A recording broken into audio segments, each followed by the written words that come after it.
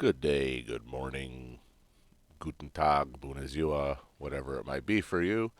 Welcome to the first of my BattleTech videos. This one, I'd been trying to stream this because I have some friends that are interested in it and kind of want to watch me play it to see if it's something they want to do. However, my computer cannot handle streaming. Every time I tried, it just turned into a stuttering mess of a slideshow. So instead, I have recorded some and started putting them together into videos to release for my friends to watch.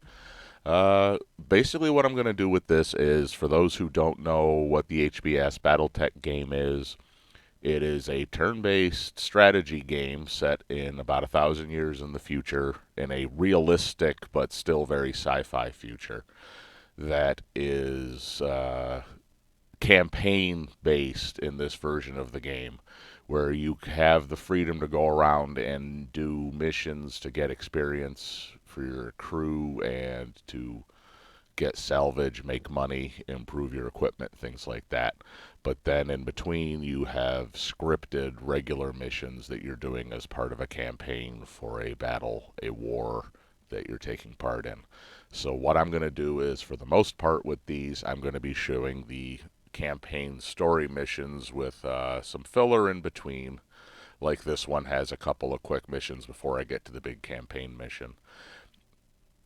Just as a heads up, also for people watching this, if you're familiar with the game, if you happen to look up in the corner and see how much money I have available, I have played and beat this game so many times that it is no longer fun trying to manage the money. It's just an annoyance.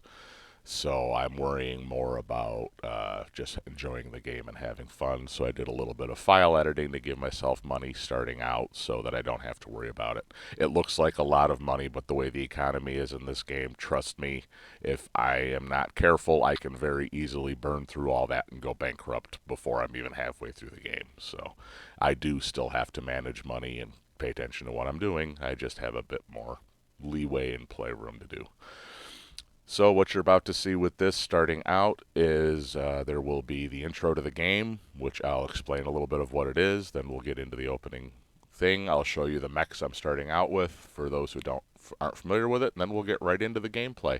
So here we go, and for my own syncing of the video and the audio, starting the video in 3, 2, 1, start. So here we are with the introduction to the game. What this basically does is give you a very brief, with no real text or explanation, introduction to the BattleTech universe. As I said, it's 1,000 years in the future. Humanity has colonized the stars, not the whole galaxy by any stretch, but a very large number of planets. We are the only intelligent life in the universe in this setting. There are aliens, but they are animals, plants, things like that. There is no other sentient life, at least not in the main story that we've run into. Here you see after FTL was invented, moving out into the galaxy, expanding, colonies growing, turning into cities, turning into established planets. 2571, foundation of the Star League under House Cameron. I'll get into in another video. I'll do a brief overview on the houses and factions and all that stuff. But see the build up, the Star League by the time of the Unification War. What they're showing here, when the Star League brought the periphery, the not main states of the inner sphere into line to join the Star League, had the single largest military ever seen in human history, and it still took them over 20 years to subjugate the periphery, which tells you how bad the fighting there was. Now you see the fall of Star League and the chaos and all that. That leads to the Succession Wars, which leads to the modern era of BattleTech. Boom, there you go. I'll get into all that in another video. So here you see the opening screen. I let it play for a minute just to show you a little bit of the background cinematic. That's a blackjack battle mech. That, I can't remember. Let me see a little bit more of it. That's a Griffin, which is one of the ones I'll be using. There you see. There's some glitches in this. Apologies, my video production software sucks. This is one of my starting mechs. This is the Hunchback. That huge box on the shoulder is carrying what's known as an AC-20, which is basically a fully automatic 120mm cannon, or larger, depending on the company that makes it. Then there is the Griffin, which is also a medium battle mech. That one, in the setting of the game, is the original medium battle mech. That is the OG that has been around for hundreds and hundreds of years. Still very good. Lots of variants of it. Very effective. The Wolverine, which it gets a little goofy here, then gets back to normal. I don't know why it did that. The Wolverine, which technically is a scout mech, but is a very hard-fighting, well-armored scout mech, able to really take a beating and dish one out too, which is one reason I like it. I don't like scout mechs that are just fast. I want to be able to fight. And my medium fire support mech, which gets glitchy here, gets glitchy there. There we go. That's the Trebuchet that carries two 15-tube long-range missile racks and a pair of lasers for close-in support. Actually, I think 3 lasers, maybe 4. I forget exactly. But mainly I just use it for the missiles. Yeah, 3 lasers. And my backup that I have just acquired at the time of making this recording is the Centurion, which is a legendary within the game medium mech. Jack of all trades. Does damage at any range, does good melee damage, can really take a hit. Excellent, excellent mech. I don't use it much because it's one that I have a hard time running and getting real good with, but it is a good mech. So, also, you'll notice my unit is called Cavalieri Negru. That is Romanian for the Black Knights. I unfortunately had to use a stock image, what they have in the game, to get to the, or for the little, what do you want to call it, insignia at the top there. Doesn't let you upload and make your own. And there we go. Okay, so first real mission with these guys. This is my medium lance. The reason I have this set up is this is the lance that I use when I play tabletop, so I'm very familiar with these mechs. They are not perfect, they are not invincible, but they work quite well against the kind of opposition you go up against in early game here. Actually, these 2 missions are very, very quick and easy. Basically, I just wanted to record them to show how the game works before I get into the more advanced story mission that comes at the end here. Moving to position.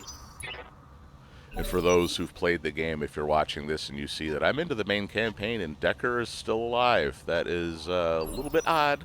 But the way I'm playing this, I had started off with the mechs that I have so I could get a little practice with them. And Decker, not starting out in a spider light mech, managed to survive the first mission. So, hooray! Waiting for orders. In this game, Decker dies so often, for those of you who haven't played it, or if you've never run into it, that if you actually make it through the main campaign with Decker still alive, you get an achievement in Steam for it. Solid connection on that one. You see some more glitching going on. This video editing software I use is absolute shit.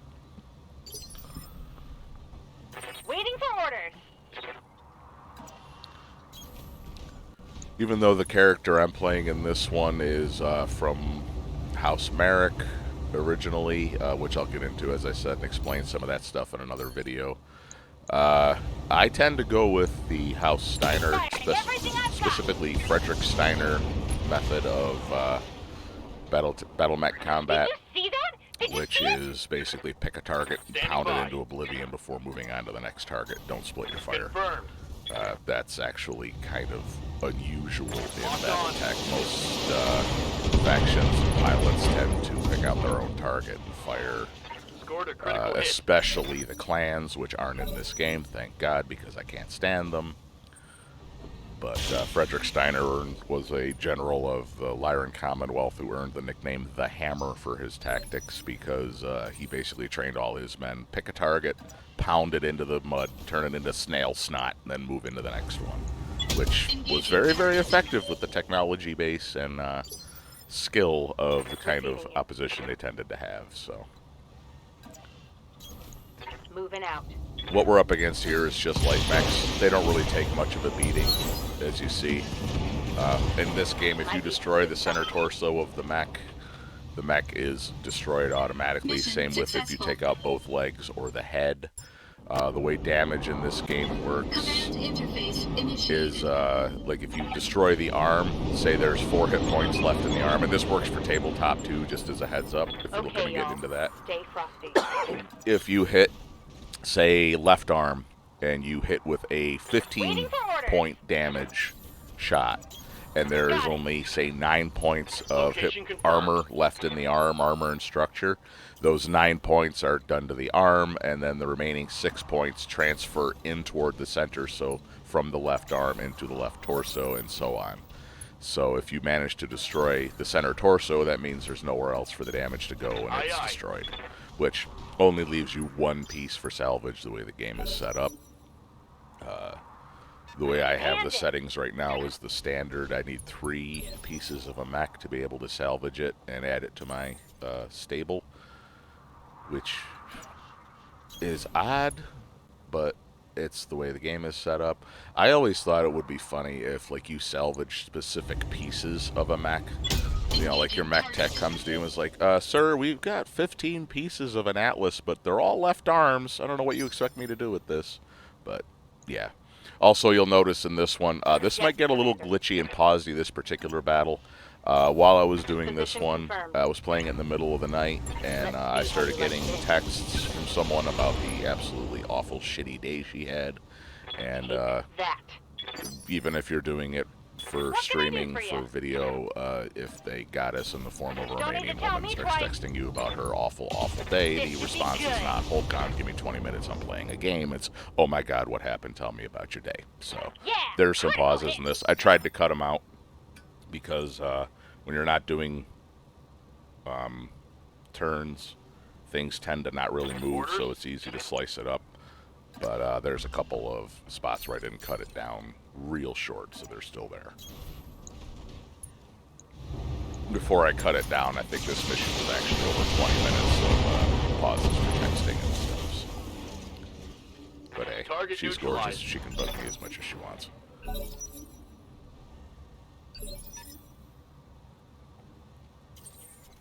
You know, the enemy faction one you see in this, by the way, when it comes up for their turn, and it says over there under my objectives, it says destroy Merrick Lance. That is one of the great houses of the Inner Sphere, what's called the successor states within the game. As I'm playing, that's where my character hails from. Good to go. Which really doesn't affect anything in the game. It just gives you some dialogue options that you normally wouldn't have depending on where you happen to come from. Ooh, head hit. Commander. But Position confirmed. a lot of people see them as kind of the Space United States. The Free Worlds League is what the state is called. It's actually the oldest of the successor states. It was the first one founded outside the Terran hegemony, which was what the faction that ruled space as it spread out from Earth was called before it broke up into feudal successor houses.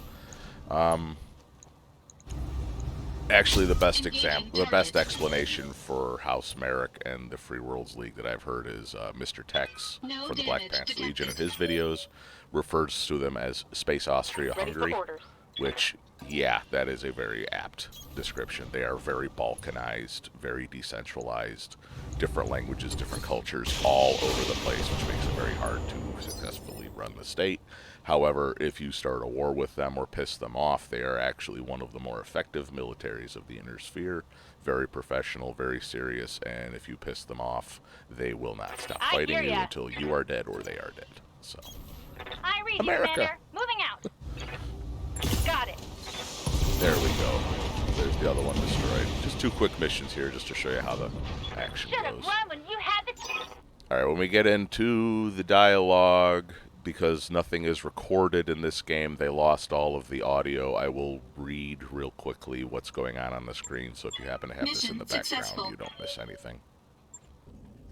Alright, everybody, gather around. After our last talk, I bit the bullet and started flushing around for uncertified contracts, and I might have caught on to something. Who's the client? Unknown. She didn't ID herself in the message, but she claims to be a member of the Canopian elite. She says that she's got a big job lined up and wants us for it. Specifically us. She called out the commander by name. I'm going to go with the sarcastic response. She's got good taste in mercenaries, whoever she is. Yeah, this sounds all perfectly legitimate, not at all suspicious. You're certain this client isn't really a bounty hunter? Because I can list off about 5 different banks that would all love to repossess this ship. We're shopping for uncertified contracts behind the review board's back, Yang. Hell no, I'm not certain. But for what it's worth, I confirm that she's rich. She reached out to us with priority HPG, and those things aren't cheap. That's fair, Commander. We need to follow up on this, but that doesn't mean we can't be cautious. A meeting is just a meeting. What's the worst that could happen? Our new client vents us out the airlock, and our corpses spend the rest of eternity tumbling through the icy vastness of space. Yeah, thanks for that delightful image, Yang. Look, Reddy, I'll admit, this is sketchy as hell, but it's also the best league we're likely to find. If you want to follow up, plot a course to Bellerophon. Which is what I was already at, so... Couple of quick messages, there we go. Benefactor. Mr. Oliveira, thank you for honoring my request to meet. I am Anna Maria Centrella. You've heard of my family, I'm sure. Lady Centrella, this is a surprise. I wouldn't expect a member of the Canopian royal family to even know who we are, let alone approach us in such a manner. This isn't a traditional contact, and I don't need Comstar asking questions. Besides, there's no reason to evolve the mercenary review board. I already know that I want to hire you. Have I piqued your interest? To which I respond, not yet, but keep talking. Maybe we'll get there. Good answer. I think I'm going to like you, Commander Stefanescu. The job that I have for you is relatively simple. I need you to recover blah blah blah. In exchange for your services, I will pay down the interest on your rather sizable loans. Buy you the breathing room you've been looking for. Fair deal. How do you know about... You know what? It doesn't matter. Just tell us what we're supposed to be recovering. This, and it cuts to hologram screen showing the ship. She's a derelict vessel, an Argo, one of only 2 ever made. For over 200 years, she's been lying in this state on Exilus, blah, blah, blah. Yeah, how exactly are we supposed to do that? I'm enthusiastic about money as the next guy, but I'm a mech tech, not an aerospace engineer. I'll be damned if I can get that thing flying again. Relax, I'd have engineering staff on hand to attend to it. Their leader, Dr. Murad, is excellent at this, blah, blah, blah. You'll find waiting for you mission details, and then a little bit of flavor you can throw in with what your background is and all that. I thought I'd left myself enough time to read these carefully, but I read them faster in my head than I do aloud, so...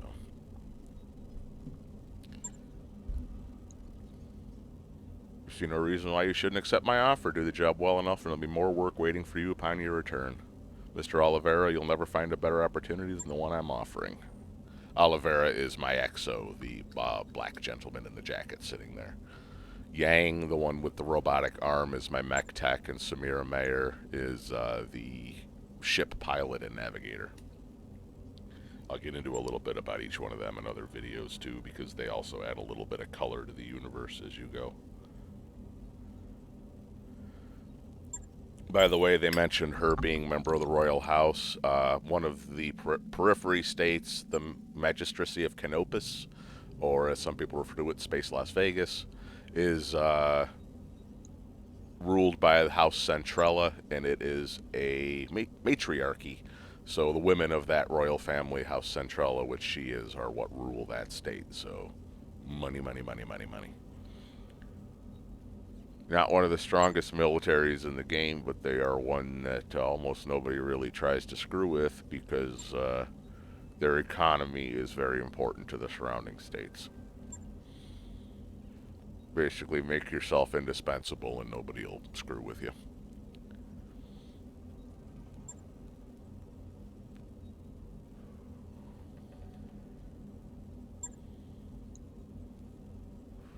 Now it's getting into the details before we go on to the moon, your mission briefing, which I'm not going to read through.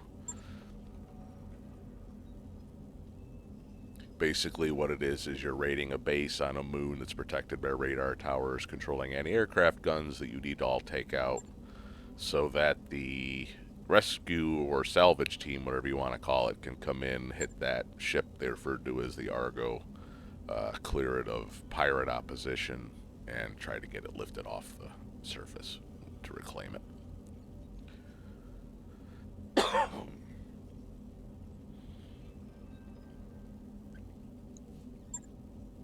In this game, you play as mercenaries, not member of one of the great houses. Pretty much everybody you have in this is from a different state, so... And now it's getting all glitchy and stupid again. There we go. This is how the missions start out. You notice the game is getting a little slower here. That is not my video recording software. That is the game. This is built on the Unity engine, which for those of you who don't really know games and all that, if you're not, Unity has a notorious problem of memory leaks. And the longer you play this game, after usually about an hour of play, it starts to slow down very, very badly and get very slideshow-ish on the frame rates, let's put it that way. The downside of that being, Standing by. especially if you're trying to play the campaign, No one else saying this. you have to stop after about every hour and a half, close the game and restart it again. You don't necessarily have to, the game will keep playing, but it has its issues, so... Any more objections? Good.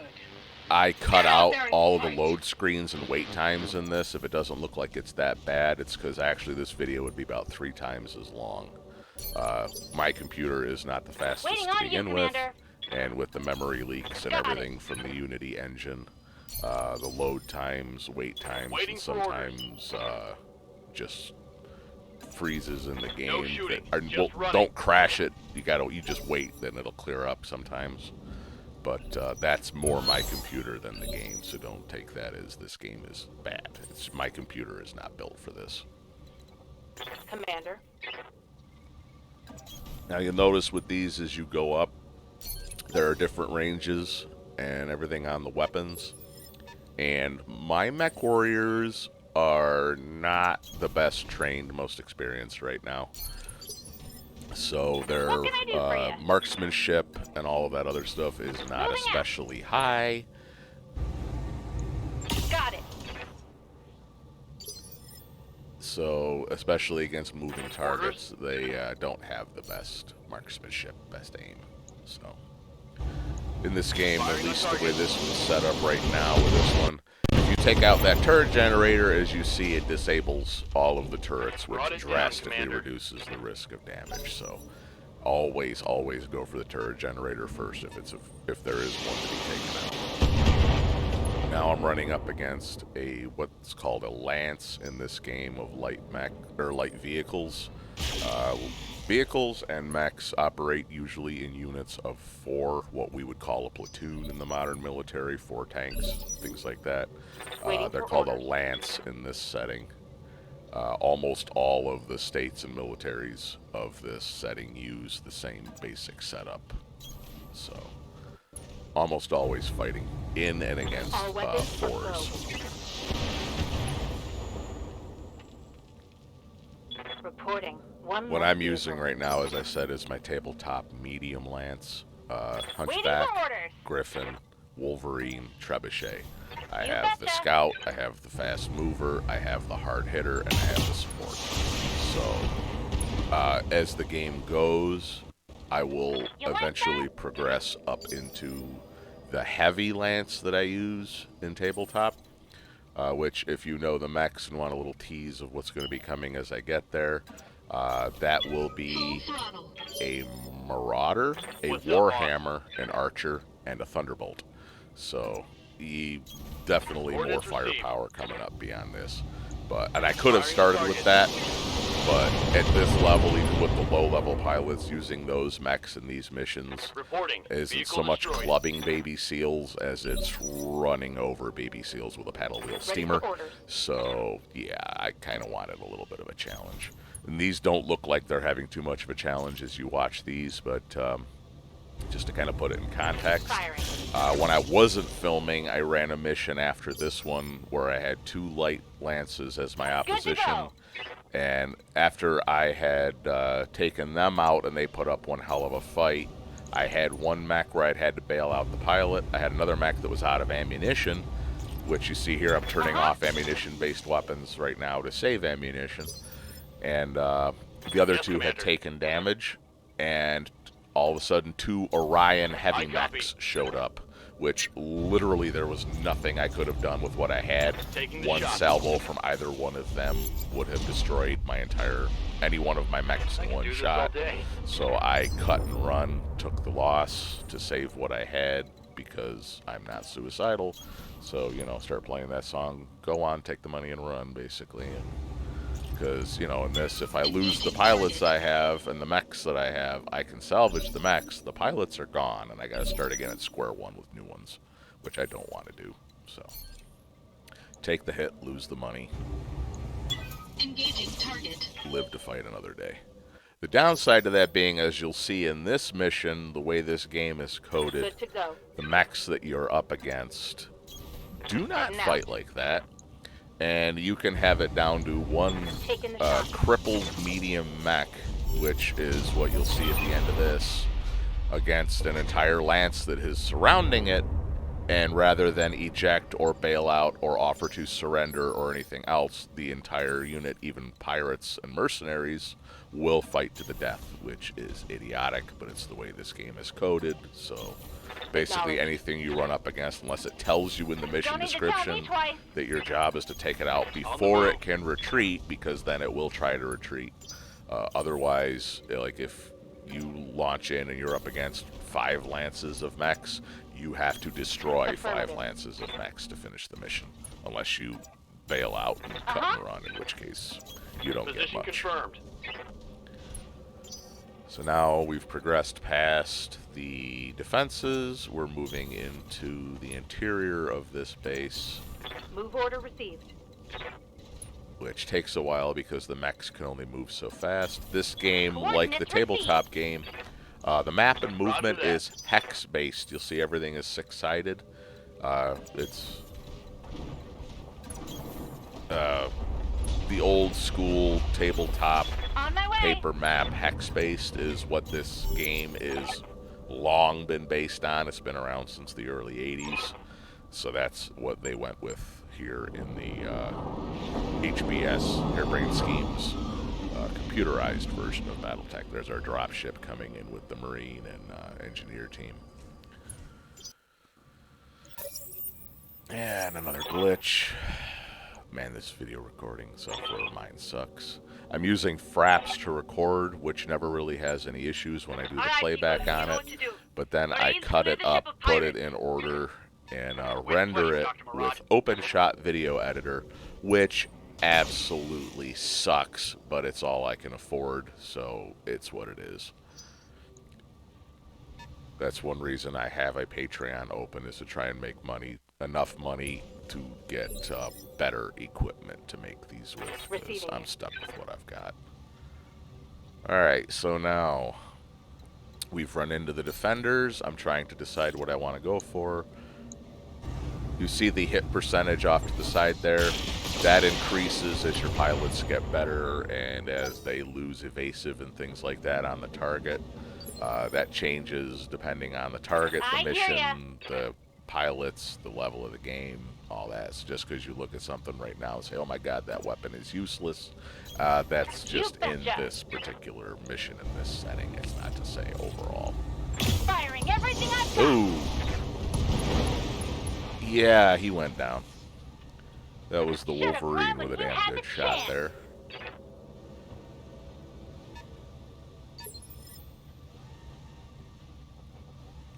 Standing by. Now trying to decide who I want to use. Move up Decker, I believe, with the... Yep. Confirmed. Move up the trebuchet, turn the missiles on, blast the Locust.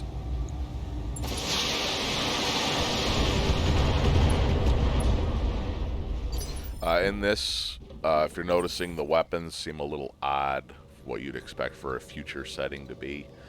Within this setting, when the Star League fell, there was a massive series of what were called succession wars afterwards that basically destroyed the technological base and industrial base to the point that technology actually regressed by several centuries. Barely hit, Commander.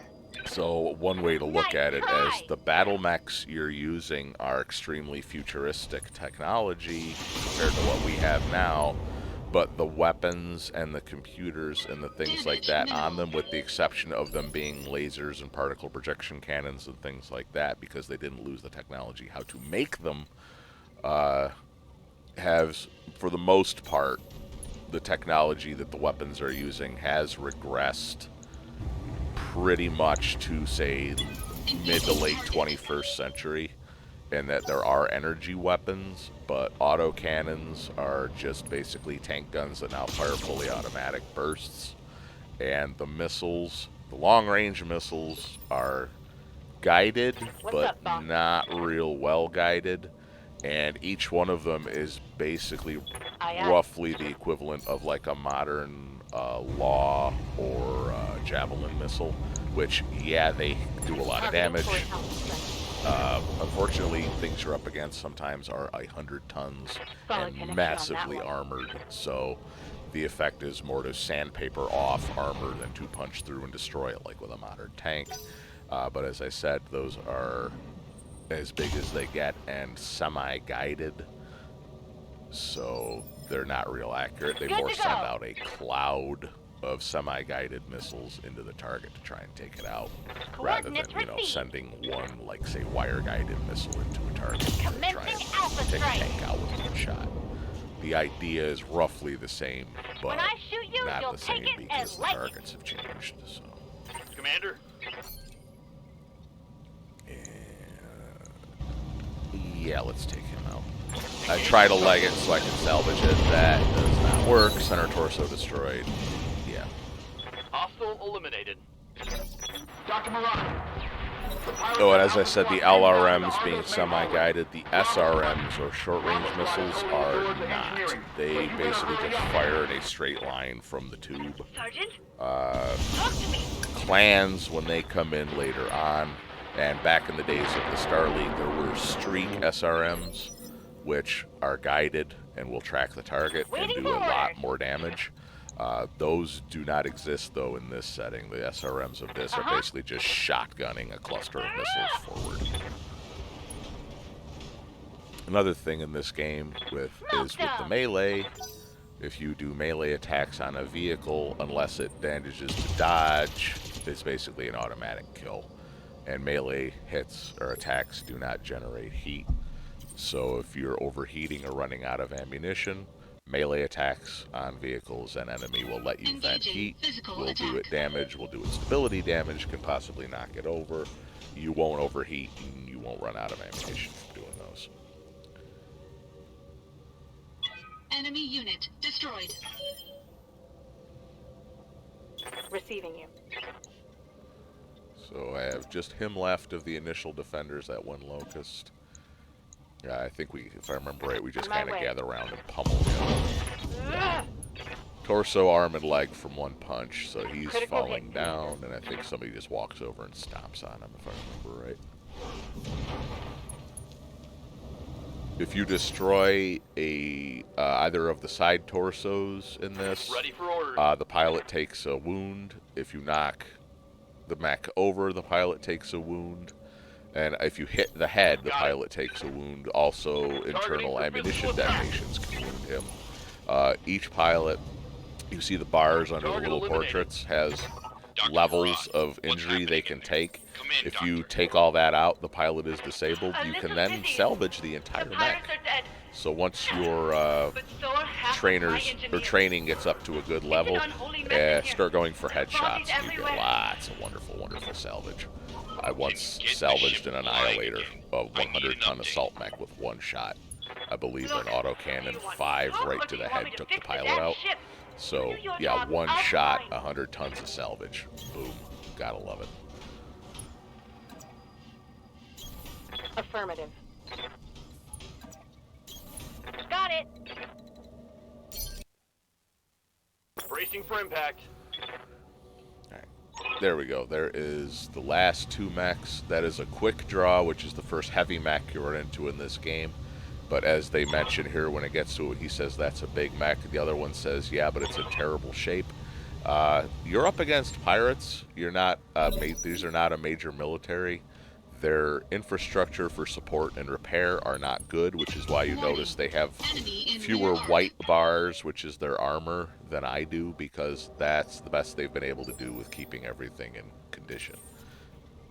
Downside to that for them being Engaging target. see how much armor came off from one shot. It does not take much Waiting to take for this orders. thing out. I don't think she even gets a shot off before she's taken out. Giving him everything I've got. Called shots are not real effective at this level in the game because your pilot's taking a marksmanship critical isn't hit. so great, but I tried. What can I do for you? And I think this takes it out if I remember right.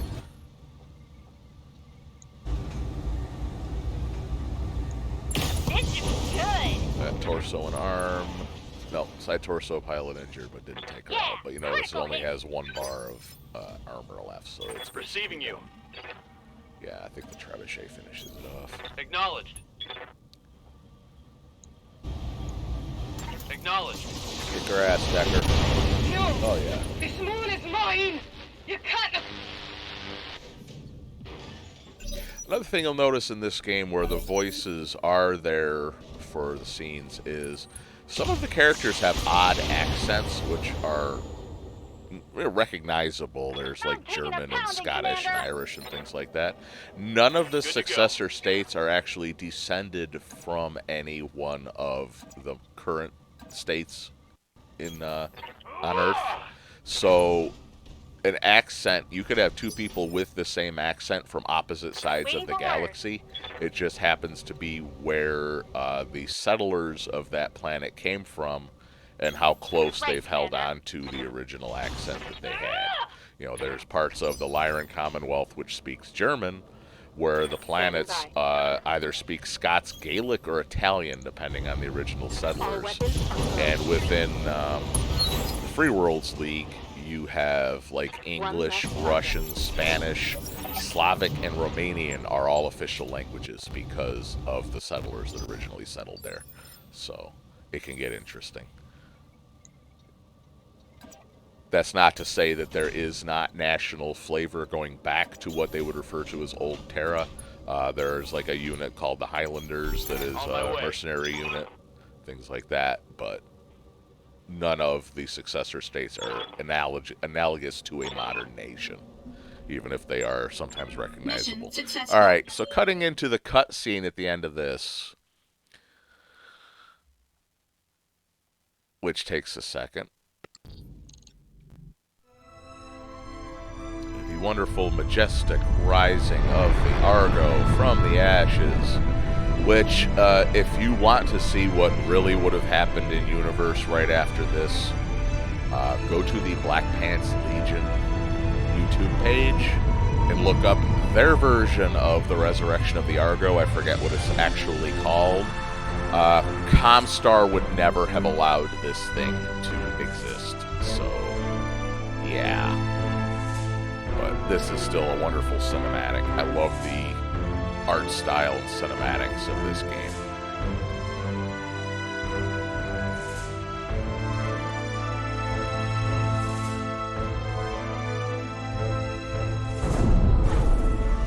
And unfortunately, it then gets into the plot of the game, which is not terrible, but this one that you are working for eventually here, Kamea Arano. I cannot stand this character. She's a whiny, spoiled, self-entitled noble, and when she pops up in the missions you're in, it always makes things more difficult, so I'm not a fan. You've done excellent work, meet your real benefactor, blah, blah, blah.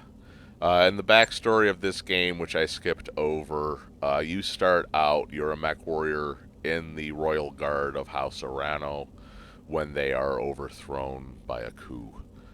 She is thought to be dead for 3 years and then turns up wanting to hire you to reclaim her throne. So, you know, pretty typical. But they did a pretty good job with it. I'm not at all knocking the writing and the plot. It's very standard for a future sci-fi thing. It's what it is. I'm not knocking that at all. The first time I played this, it was actually an immersive story. But then when you go back and do it again and know what's coming, she is a very annoying character. Like, if you have to bring her along on a mission, she includes herself as part of the lance, meaning you can only take 3 of your well-trained mech warriors and mech set up the way you want, plus her and her mech, which always makes things more difficult. And if she happens to be the voice on comms running the mission you're in, she never shuts up. And if she is talking, the game slows down from the sped up rate so that you can hear her dialogue, and it is never at all helpful, does not contribute anything. It's just annoying. There really needs to be a shut the fuck up Amaya mod for this game where it removes her from the missions. And she's always, for the glory of the Reach, and all this other crap. Just shut up and fight, woman. I have absolutely no problem with working for a woman. I have absolutely no problem with woman mech warriors and everything else in this game. Go, you, it's great. But she is an awful, awful character. Some of the best characters in this game are actually, I'm talking the overall BattleTech universe, are actually woman mech warriors and female leaders of houses. She, however, is not one of them.